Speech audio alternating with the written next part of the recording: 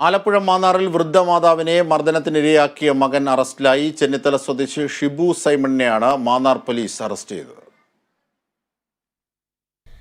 ബുധനാഴ്ച രാത്രിയാണ് കേസിനാസ്പദമായ സംഭവം. പ്ലാന്തറ വീട്ടിൽ കുഞ്ഞമ്മ സൈമണിനാണ് മകന്റെ മർദ്ദനത്തിൽ പരിക്കേറ്റത്. മദ്യപിച്ച് വീട്ടിലെത്തിയ സൈമൺ കുഞ്ഞമ്മ മൂത്ത മകന്റെ വീട്ടിലേക്ക് പോകാത്തതിൽ പ്രകോപിതനാവുകയായിരുന്നു. വാക്കുതർക്കമുണ്ടാവുകയും തുടർന്ന് സ്റ്റീൽ പാത്രം ഉപയോഗിച്ച് തലയ്ക്കും മുഖത്തും ക്രൂരമായി അടിച്ച് പരിക്കേൽപ്പിക്കുകയായിരുന്നു. ഗുരുതരമായ പരിക്ക് പറ്റിയ കുഞ്ഞമ്മ സൈമൺ മാവേലിക്കര ഗവൺമെന്റ് ആശുപത്രിയിൽ ചികിത്സ തേടി.